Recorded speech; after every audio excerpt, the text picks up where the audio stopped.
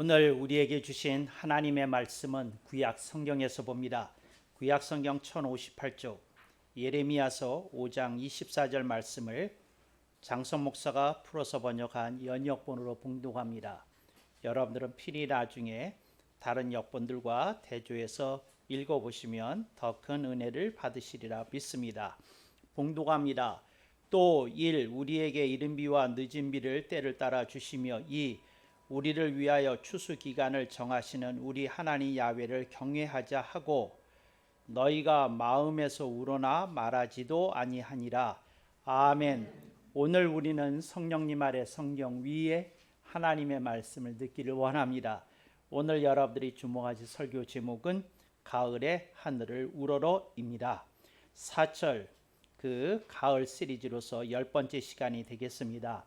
여러분이 잘 아시는 대로 새누리교회에는 사철 시스템이 있습니다. 1년을 4개로 나누어서 들여다보는 것입니다.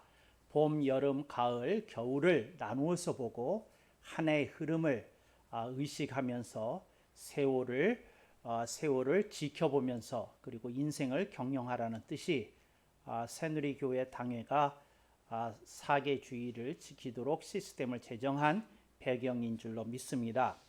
오늘 우리들이 가을 주일에 가을을 생각합니다. 여러분들이 1년에 9월이 되고 그러면 이제 1년에 4분지 3이 이제 지나가는구나 하는 것을 여러분들이 느끼시리라고 생각이 되어집니다. 한 해가 시작이 될 때는 더딘 걸음으로 가는 듯 하였으나 1월 지나고 2월 지나고 3월 지나면서부터 가속도가 붙으니 어느새 여러분들이 가을의 중턱에 이렇게 머물러서 인생을 한번 되돌아보고 있다는 것입니다. 사람들에게 특히 한국인들에게 좋아하는 계절을 물어보면 가장 호불호가 갈리는 계절이 가을입니다. 그래서 가을을 좋아하는 분들은 아주 좋아하고 또 가을을 싫어하는 분들은 아주 싫어합니다. 그 이유는 가을이 상징하는 그 단풍과 함께 찬란함이 있는가 하면 인생의 노을지는 그리고 인생이 이제 기울기 시작한 어떤 연령대를 상징하는 의미도 있기 때문에 자신이 늙어가고 있다고 생각하는 사람들은 가을이 싫습니다. 그러나 자신의 인생이 창창하고 느끼는 이들은 가을을 좋아한다는 것입니다. 오늘 본문에서 두 가지 단어가 우리들의 주목을 끕니다. 하나는 추수기간이라는 겁니다. 가을을 의미하는 것이지요. 또 하나 우리들의 눈길을 끄는 게 있습니다. 야훼 하나님을 경외하자고 하는 대목입니다. 그래서 이 두 대목을 보니까 가을에 하늘을 우러러야 된다는 그 의미가 오늘 본문 속에서 뽑아낸 오늘의 주제이기도 하고 오늘의 설교 제목이기도 하다는 것을 여러분이 벌써 간파하셨을 것입니다. 여러분들의 인생을 되돌아볼 때에 사람들이 흔히 쓰는 기법이 있습니다. 그 기법이 뭐냐면 첫째는 비교하는 겁니다. 그래서 여러분들이 다른 사람, 특히 여러분 연령대에 있는 여러분의 동창들이나 또 여러분들의 동네 사람들과 여러분들의 인생을 견주어 보고 여러분들이 어떻게 살았지 하고 살펴봅니다. 그래서 여러분 주변에 있는 사람들이나 또 여러분들의 그 동년배들과 이렇게 비교해 봤을 때 여러분이 그래도 우수한 그룹에 들어가면 여러분 인생에 대해서 이제 얼른 웃음을 짓기가 좋습니다. 근데 여러분들이 비교하는 그룹과 여러분 자신의 모습이 나타난 결과가 처지는 결과로 나타나면 그때 여러분들은 세월이 가는 것이 싫어지고 가을이 또한 싫어진다는 것입니다. 그래서 여러분 인생의 평가를 의식하게 되는 계절이 가을인데 여러분은 여러분의 인생에 대해서 어떻게 평가를 내리고 있는지 혹은 작게는 인생 평가까지는 아니더라도 그 2022년 1년을 지금 9월 이 시점에서 여러분들은 어떻게 평가하는지 이렇게 생각해 보라는 것입니다. 오늘 본문에 있는 내용은 이런 얘기를 합니다. 하나님이 네가 농사를 지을 때에 비교하자면 이른 비와 늦은 비를 공급해 주셔서 너의 경작물들이 그 곡물들이 다 자라게 해주지 않았느냐, 이제 이렇게 얘기하는 겁니다. 그리고 하나님께서 그런 어려움에도 불구하고 너에게 추수할 것을 안겨다 주지 않았느냐. 그렇다면 네가 신앙인으로서 하늘을 우러러 감사한 마음을 품고 그렇게 되돌아봐야 되는 것 아니냐, 이렇게 얘기를 하더라는 겁니다. 그런데 저는 오늘 본문의 내용을 딱 보다가 떠올려지는 어떤 그림이 몇 가지가 있었습니다. 그 중에 하나가 이번에 그 거대한 태풍이 신남노가 이제 우리 그 한반도에 휩쓸고 간 그 흔적을 생각해 봅니다. 그래서 그 포항의 어떤 아파트에서 이렇게 경비실에서 안내 멘트가 오기를 지금 지하 주차장이 물이 차오르고 있으니 차를 얼른 빼시는 게 좋겠다고 하는 얘기를 듣고 주민들이 이렇게 키를 챙겨서 아파트 지하 주차장으로 갔다는 것입니다. 그런데 갑자기 물이 9분 만에 지하 주차장을 거의 다 이렇게 침수하게 만들어서 정말 많은 인명이 사상되게 되는 정말 참담한 결과가 나왔던 것을 우리들이 기억합니다. 근데 이제 그런 일을 겪은 그 가족의 입장에서 이제 이 가을에 그 추수 기간을 정하신 하나님을 경외하자고 얘기한다면 그분들에게 예레미야서 5장 24절 말씀이 눈에 들어올까 하는 생각이 들었습니다. 또 하나 지난번에 어떤 그 가정이 또 이렇게 생활비가 다 이렇게 고갈되고 또 다른 사람에게 마땅히 손을 벌 만한 데도 없고 또 어디서 도움의 손길을 청해야 되는지도 알지 못하는 가정에서 또 한 가정이 스스로 목숨을 끊는 참담한 일들이 또 있었습니다. 그러면 그 사람에게 그 사람에게나 또 그 주변에 있는 사람들에게 오늘 본문에 있는 말씀이 눈에 들어올까 이런 생각을 합니다. 이게 제가 어렸을 때서부터 성경을 읽을 때마다 해온 방식이었어요. 그러니까 예를 들자면 저희 아버님이 감리교 목사님이라 단상에서 하나님의 축복을 감사하자 그랬는데 저는 무슨 생각을 했느냐면 저 집은 이번에 그 수재가 나가지고 엄청 피해를 입었는데 저 집은 우리 아버지가 저렇게 설교할 때에 그 하나님께 감사하자가 될까 저는 그런 생각을 하고 있었고 또 저 집은 할머니가 50대인데 벌써 돌아가셨는데 저 집에서는 또 그럴까 뭐 이런 생각을 전 하면서 내내 설교를 들었어요. 이 못된 버릇이 목사가 되어서도 계속 이어져서 저는 어떤 본문을 채택해서 읽으면 반대되는 그림을 좀 봅니다. 그러면서 이게 그 사람들에게도 이게 은혜가 될까, 이게 진리로 다가설까 하는 것을 생각해 보게 되더라는 겁니다. 그래서 저는 이 말씀을 들으면서 금년에 불행을 당한 일들이 있잖아요. 어떤 가정은 있을 거 아니에요. 교통사고일 수도 있고 또 사랑하는 가족이 하늘나라로 떠나버린 일도 있을 것이고 또 누가 중병에 걸렸다는 것도 있을 수 있는 일이고 또 여러 가지 일들이 있잖아요. 근데 그런 분들이 이른 비와 늦은 비를 하나님께서 때를 맞춰서 주셨다고 하는데 그분들은 이른 비와 늦은 비가 아니라 이른 태풍, 늦은 태풍을 맞았거든요. 그러니까 그런 것도 있는데 뭐 추수는 고작하고 집안에 있는 세간살이가 다 물에 떠내려갔는데 그분들이 이제 이 가을에 하늘을 우러러 하나님을 경외하자 그러면 말이 되겠나 이런 생각이 드는 거예요. 그래서 여러분 제가 설교 준비를 굉장히 어렵게 합니다. 그냥 본문에 있는 거 가지고 이런 줄 아세요 하고 이제 설교를 하면 참 쉬울 텐데 제가 이 못된 습관이 있어가지고 그러지를 못합니다. 그래서 저는 이 말씀을 계속 이렇게 묵상하는데 이 말씀이 뭘 말하려는지가 와닿았어요. 그게 뭘 말하려는 거냐면 인생에 있어서 아무리 불행한 일이 많이 있었어도 부정평가를 내리면 안 된다는 겁니다. 근데 이거 여러분들이 꼭 기억하시기 바랍니다. 여러분들이 아픔이 있었을 거예요. 슬픔이 있었을 수도 있었을 거예요. 또 해석이 안 되는, 도무지 말도 안 되는 어떤 불행이 여러분에게 엄습해 왔을 수도 있어요.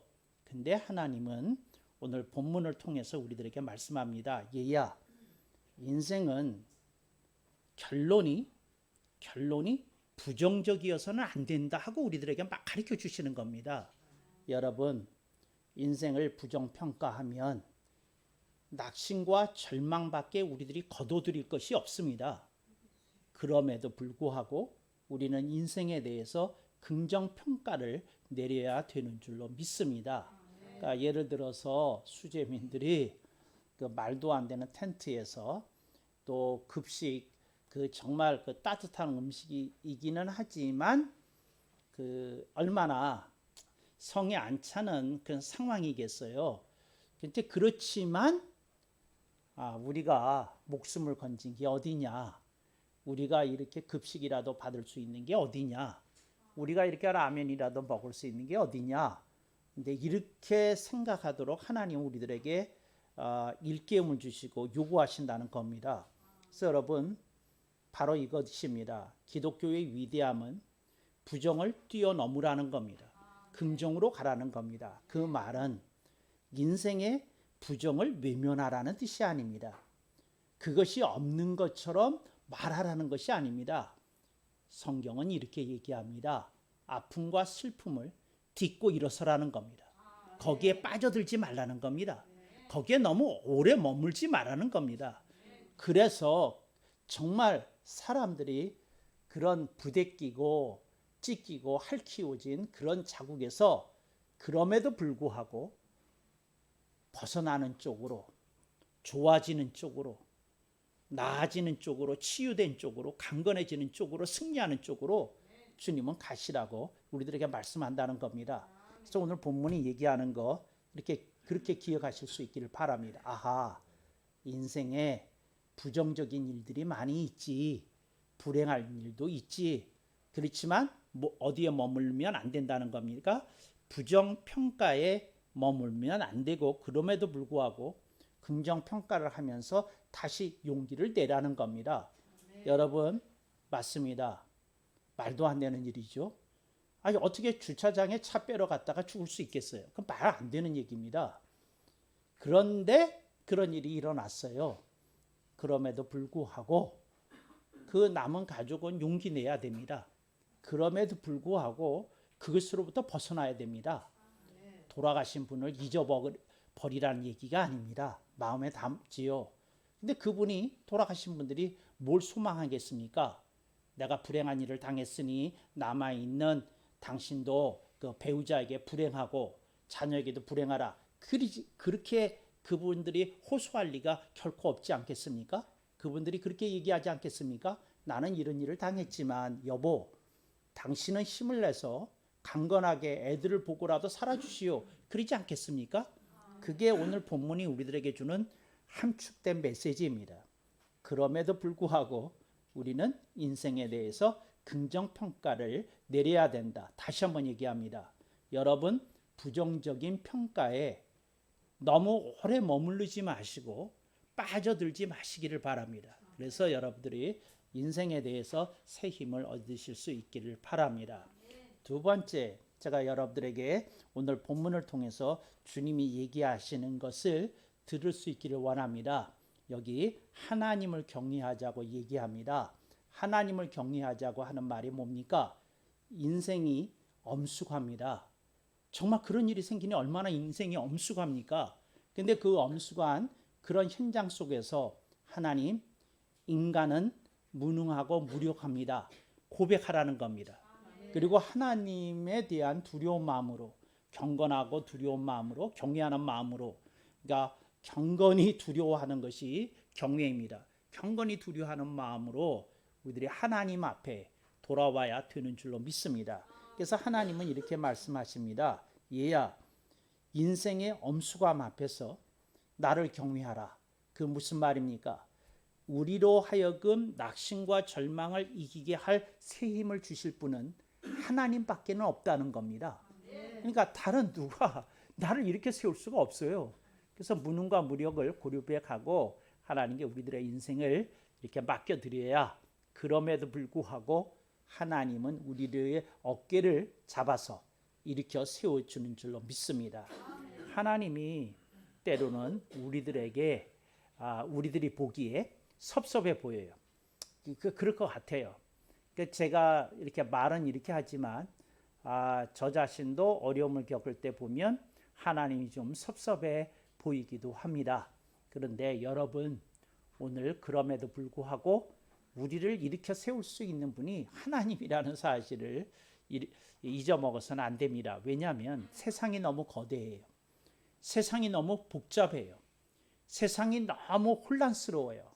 그래서 세상이 너무 거대하고 복잡하고 혼란스럽기 때문에 여러분, 우리 각자가 내가 가진 지혜와 능력만으로 이 세상을 감당하는 게 안 됩니다.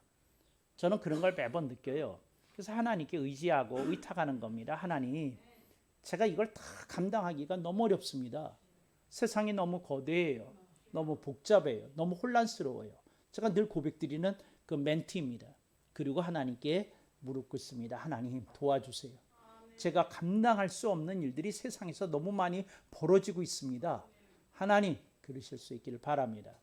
제가 한번 비행기를 타고 미국에서 그 군복무할 때 이제 이렇게 이동하는 중에 그 어떤 그 옆에 앉았던 그 신사분 한 분이 나보고 물어요.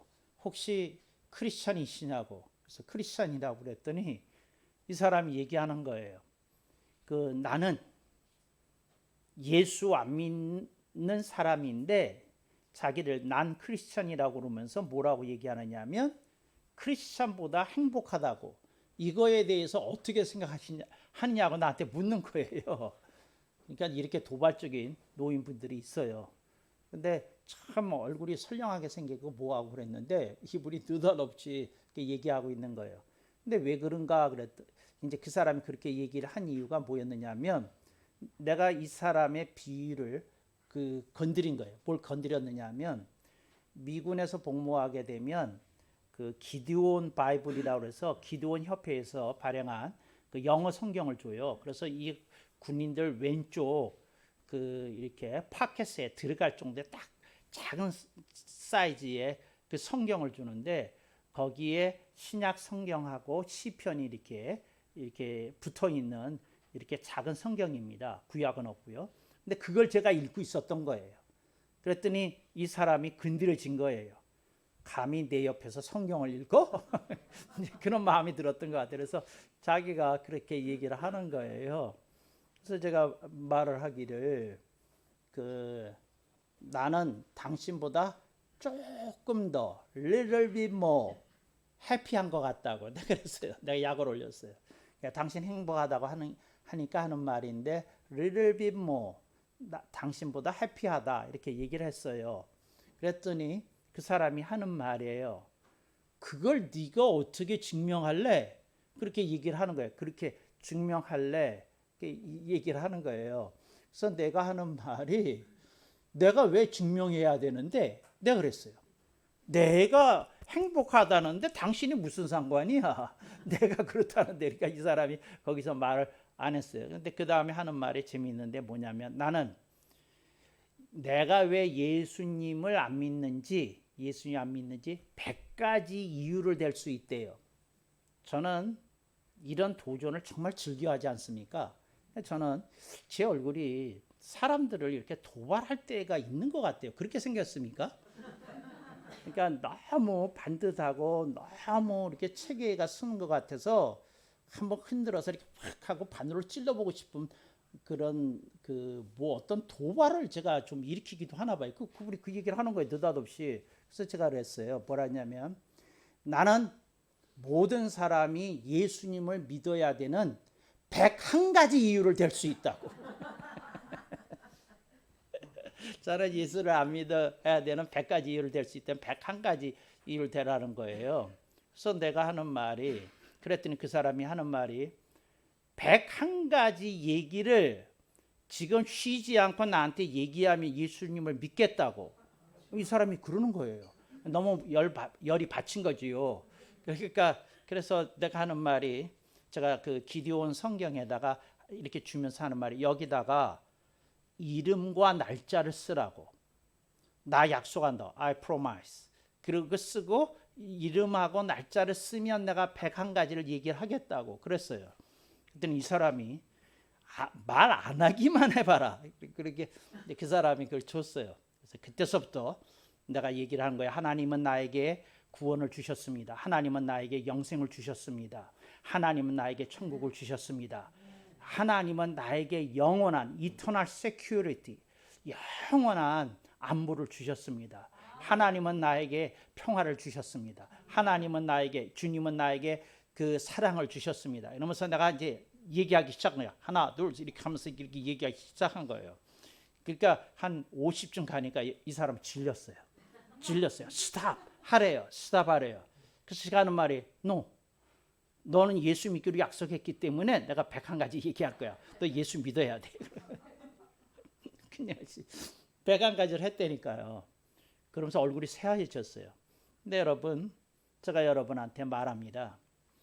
여러분이 예수님을 믿는 이유를 여러분이 이렇게 얘기할 수 있어야 됩니다. 여러분의 삶 속에서. 근데 그렇게 얘기할 수 있을 때에 여러분의 삶에 생기와 활력이 나타나게 되는 줄로 믿습니다.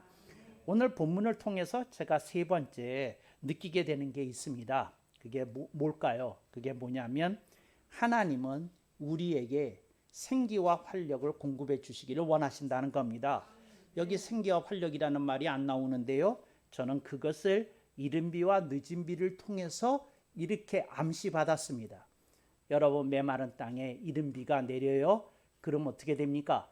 그 굳어졌던 대지가 부드러워지기 시작하는 겁니다. 이른비를 통해서.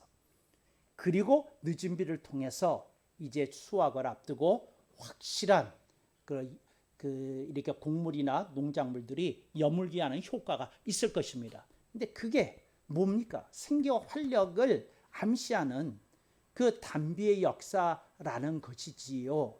하나님은 여러분들에게 이걸 약속해 주셨어요. 얘야, 나는 너에게 생기와 활력을 공급해 주기를 원한다. 네가 메마른 땅처럼 딱딱하게 굳어갈 때에, 네가 이 마음이 쫄아들 때, 네 마음이 정말 어디 하나 이렇게 뻗어나갈 수가 없이 굳어지려고 할 때에 내가 너에게 이른 비를 뿌리고 단비를 뿌려주리라. 늦은 비를 뿌려주리라. 이제 이런 단비의 역사를 통해서 우리들에게 하나님이 생기와 활력을 주시기를 원하신다는 것입니다. 하나님이 여러분들에게 얘기합니다. 세상을 다 받아들이면 문제만 받아들이게 됩니다. 그리고 세상을 그대로 받아들이면 문제만 들어오고요. 문제를 그대로 다 받아들여오면 여러분이 거둘 수 있는 결론은 딱 두 가지입니다. 하나는 낙심이고 하나는 절망입니다. 그걸 다 받아들이면 그거밖에 없어요. 그럴 때에 단비를 맞아야 됩니다. 생기와 활력을 얻어야 되는 줄로 믿습니다. 여러분이 그 메마른 땅이 그 변해서 굳은 땅이 되는 겁니다. 이제 굳은 땅이 무슨 의미입니까? 농작물을 받아들일 수 없는 땅인 거죠. 이건 어떻게 됩니까? 개간해야 됩니다. 그런데 개간하려면 그냥 맨 땅이 개간은 얼마나 힘듭니까? 땅이 돌처럼 굳어 있는데. 그러니까 뭐가 필요합니까? 단비가 필요하죠. 그래서 땅을 부드럽게 만들어야 되지 않습니까? 저는 도대체 농사를 한 번도 지어본 일이 없는데 왜 어떻게 이렇게 설명을 잘해요? 그게 하나님이 우리들에게 주시는 역사입니다. 사람이요, 이렇게 됩니다. 어려움이 조금 길게 가면 사람 자신의 상태가 가뭄이 돼 버립니다. 그리고 그 가뭄이 되면요, 메마른 땅이 돼요. 그리고 메마른 땅이 되면 굳은 땅이 됩니다. 그래서 가뭄, 그 다음에 무슨 땅이요? 메마른 땅, 굳은 땅. 사람이 그렇게 변해가요. 그때 뭐가 와야 됩니까? 단비가 와야 됩니다. 그리고 뭐가 와야 됩니까? 이른 비와 늦은 비를 맞아야 됩니다. 주여, 그런 역사가 그들의 삶 속에 있어야 되는 줄로 믿습니다. 제가 한 번은 우리 아버님 그 추도식을 한국에서 남대문 교회에서 한 일이 있거든요. 근데 그때 사진이 앉아 있어요. 근데 어떤 느닷없는 그 젊은 청년 하나가 제 옆에 앉았어요. 앉았는데 이 사람이 들어왔는데 그 남의 추도식에 누가 안 들어오잖아요. 근데 그것도 제가 이제 일종의 이제 그 추도식이니까 상 주잖아요. 근데 제 옆에 물어가지고 제 옆에 앉는 거예요. 그래서 그 사진 한 장이 남아 있는데, 근데 내 옆에 앉아서 이런 얘기를 하는 거예요. 뭐를 얘기하느냐면, 당신은, 그 사람이 한 얘기가요. 당신은 somebody 같다는 거예요. 그러니까 이렇게 교회에서 아버님에 대해서 추도식을 할 수 있고, 이렇게 사람들이 모여 있고, 그리고 사람들에게 정말 아버님이 훌륭하셨다고 위로도 받을 수 있고, 자기는 그런데 nobody라는 거예요. 그러니까 너는 somebody인데 난 nobody다. 그래서 난 당신이 싫어서 옆에 앉는 거다. 그리고 이렇게 옆에 와서 앉았어요. 그 somebody를 싫어하는 사람들이 nobody라는 건 내가 그때 처음 알았어요. 여러분이 somebody가 되면 nobody가 싫어합니다. 그러니까 여러분이 잘 나가면 여러분을 싫어하는 친척이 생기는 거예요. 그러니까 somebody를 좋아하는 사람, 싫어하는 사람이 nobody인데 그런 얘기를 하는 거예요. 그러면서 하는 말이, 왜 하나님은 너만 이뻐하시냐? 그 얘기예요. 왜 하나님은 너만 이뻐하시냐? 그래서 내가 그 청년한테 했던 말이 있어요. 뭐라고 얘기하냐면, 지금 시작하면 된다. 지금. From now on. 지금 시작하면 된다. 여러분 인생에 모든 것이 닫혀 있는 것처럼 느낄 때가 있어요. 근데 아무도 여러분의 그 굳은 상태를 풀 수 없어요. 하늘의 담비라야 풀 수 있는데, 그때에 여러분이 기억해야 될 한 단어를 제가 말씀드린다면 from now on, 지금부터의 인생을 살면 되는 겁니다. 과거가 무슨 상관이 있어요? 지금부터 그 살면 되는 거지. 이럴 때 제가 가끔씩 쓰는 비유 아시죠? 동굴이 어두웠어요. 성냥불 하나 피면 지금 밝은 세상 된 거예요. 성냥불이 살아있는 만큼 밝은 세상 되는 거예요. 그걸 촛불을 켜면 촛불 켠 만큼 밝은 세상 된 거예요. 랜턴을 켜면 더 밝은 세상 되는 거예요. 그래서 여러분들이 성냥불이라도 긁으실 수 있기를 바랍니다. 초라도 켜실 수 있기를 바랍니다. 가능하면 오래 지속되는 랜턴, 그냥 강력한 랜턴을 켜실 수 있기를 바랍니다. 그게 차이예요. 무슨 차이냐? 내가 지금부터의 인생이라고 하는 것을 받아들이는 순간 우리들의 인생에 새로운 장르가, 새로운 시대가 열려지는 겁니다. 사람이 그런 마음을 내기가 굉장히 힘들더라. 사람들이 그렇게 하는 게 굉장히 어렵더라. 이제 이렇게 얘기를 해요. 제가 심리학 상담 코스를 했잖아요. 그랬는데 이제 그것도 병원에서 하는 걸 했는데 그 상담 코스를 갖는 것 중에 이런 게 있어요. 그게 뭐냐면 상담자의 우울증에 대한 게 있어요. 그러니까 뭐냐면 그 상담을 해주는 사람은 늘 불행한 사람들이 주로 오거든요. 근데 그 불행한 사람들의 얘기를 자주 듣다 보면 상담을 해주던 사람에게 어느 순간 우울증이 생긴답니다. 그래서 그 병원에서 이 카운셀링 세션을 할 때에 상담자 자신이 그 피상담자의 unhappy 바이러스가 들어와서 우울해질 수 있다는 거에 대해서 얘기하면서 그 얘기를 하는 거예요. 근데 제가 상담을 이렇게 하면서 이렇게 보는데 그 어느 한순간에 이런 어떤 그 사람이 지녔던 아픔이나 뭐나가 이렇게 확 오는 거예요. 근데 그때 성령님께서 이거 어떻게 해야 되는 겁니까? 그랬더니 성령님께서 제한테 말씀하시는 게 있어요. 그게 뭐냐면 다 공감하면 안 된다는 거예요. 뭐라고요? 다 공감하면 안 된다는 거예요. 여러분, 제가 여러분한테 얘기합니다. 여러분이 느끼는 게 올 거예요. 거기에 다 공감하면 안 됩니다. 다 공감하면 안 돼요. 여러분이 그거 공감하기 때문에 낙심과 절망의 상태에 빠지는 거예요. 거기에 다 공감하지 마세요. 여러분들이 그러셔야 됩니다. 뭐라고 그랬냐면 여기에 구라도 섞여 있는 거야. 내가 보는 게 다가 아니겠지. 그러니까 나는 이거에 전부 다 공감할 수 없어. 그리고 반만 공감하시고 반은 버리셔야 됩니다. 반은 공감하고 반은 버리셔야 됩니다. 정말이에요. 정말이에요. 그러니까 여러분들이 그걸 좀 이렇게 하실 수 있길 바랍니다. 저는요, 세상과 공감하는 사람을 싫어해요. 여러분, 세상과 공감하면 안 돼요. 세상과 공감하는 사람은 문제와 공감하는 사람입니다. 문제와 공감하는 사람은 고통과 공감을 나누는 사이가 되는 겁니다. 세상, 문제, 고통은 서로 같은 성질의 다른 이름입니다. 근데 그게 여러분들한테 공감을 일으키려고 할 때 공감하지 마세요. 공감하지 마세요. 여러분 드라마 보면서 어떤 얘기 나오면 공감하지 마세요. 공감하지 마세요. 수리남은 수리남이에요. 그게 상관하지 마세요. 나는 그냥 저렇게 안 살아. 정신 차려야지. 새누리교에서 살고 있는데. 정말이야. 우리 목사님은 장소 목사님인데 전요한이 아니잖아. 그렇게 살아야지. 저렇게 거기 빠져가지고 그거 헤어나지 못하면 그거 되겠어요? 제가 무슨 얘기를 하는지 알겠죠? 안 본 사람이 없네. 그러니까 벗어나야 되는 거예요. 벗어나야 돼요. 이게 탁 벗어나야 돼요. 벗어나야 돼요. 정말 벗어나야 되는데 너무 많은 공감을 하잖아요. 어떤 분이 목사님을 찾아와서 이랬대요. 나는 목사님이 미워요. 그랬다는 거예요. 왜? 목사님은 문제가 없어 보이잖아요. 또 목사님은 행복해 보이잖아요. 근데 자기는 늘 아픔에 있고 고통 속에 있고 그러니까 목사님 싫어요 하고 이 상담을 시작했다는 거예요. 그러니까 여러분 무슨 얘기합니까? 난 이 얘기가 굉장히 마음에 목사님한테 찾아와서 나는 목사님 싫어요. 목사님은 행복의 대명사잖아요. 자신만만의 대명사잖아요. 나 목사님이 싫어요. 이렇게 얘기를 했다는 거죠. 그래서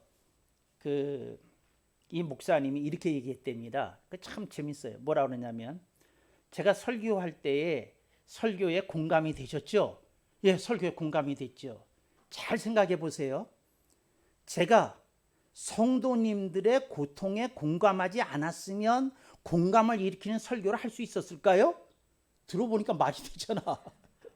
그래서 그분이 그렇게 이해하고 갔답니다. 저는 이런 생각을 했어요. 누가 나한테 찾아와서 전 목사님 싫어요. 목사님 행복의 대명사잖아요. 성공의 대명사죠. 이렇게 해서 목사님 싫어요. 그래서 그렇게 얘기하면 뭐라 그럴까? 그래서 그럴 때 저는 생각했어요. 난 멘트를 다 준비하고 살잖아요. 그랬어요. 나도 싫어요. 나도 그렇게 보이는 내가 싫어요. 나도 아픔이 있고 나도 슬픔이 있고 나도 괴로움이 있는데 왜 그렇게만 이미지가 나오는지 나도 싫어요. 네, 그럴 것 같아요. 여러분, 제가 가끔씩 생각하는 말 가운데 이런 말이 있어요. 인생은 다 거기서 거기라는 말이 있어요. 인생은 다 거기서 거기. 그 말이 뭐냐면 각 사람 나름의 각 가정 나름의 아픔이 다 있다는 거예요. 아픔이 있다는 거예요. 다 있어. 근데 여러분 거기서 거기야. 근데 주님은 말씀하신 거 얘야. 거기에 오래 머물리지 말고 빠져들지 말고 나와야 된다는 거예요. 나와야 돼요. 나와야 돼요. 어떻게 나오냐? 가을에 하늘을 우러러 하나님 나는 무능하고 무력합니다. 하나님 저 좀 붙들어 주세요. 그래서 제가 제 인생에 대해서 긍정평가를 할 수 있게 해주세요. 이런 사람을 하나님이 찾고 계시더라 하는 얘기입니다. 성경에 보면 눈물로 인생을 지새웠던 선지자가 있어요. 예레미야라고. 근데 하나님이 이 사람을 지극히 사랑하셨어요. 근데 지극히 사랑하셨는데 근데 이 사람에게 돌아온 거는 정말 그 비판과 비난밖에 없었거든요. 그러니까 이스라엘 민중으로부터는 사랑받지 못했어요. 예레미야 선지자가. 근데 하나님의 특별한 사랑을 받았어요. 예레미야 선지자가 물었을 겁니다. 하나님 왜 이래야만 합니까? 왜 사람들에게는 비판과 비난만 받고 하나님의 특별하신 위로와 하나님의 붙으심을 매번 체험해야 됩니까? 주님이 말씀하시더라는 거죠. 그게 내가 늘 겪는 일이다. 하나님이 늘 겪는 일이에요. 사람이 하나님의 그 깊은 속을 헤아리지 못한다는 겁니다. 본문 말씀 봅니다. 너희가 마음에서 우러나 하나님을 경외하는 마음이 일어나지 않지 않느냐? 이게 합당한 일이냐고 본문은 묻고 있는 겁니다. 이 새누리 공동체에서만큼은 여러분들이 이 가을에 하늘을 우러러 하나님을 경외함으로 하나님께 위로를 안겨드리는 이 가을이 되고 이 가을 성도들이 새누리 공동체에서 무수히 나오기를 주님의 이름으로 축원합니다. 아멘 억만 번.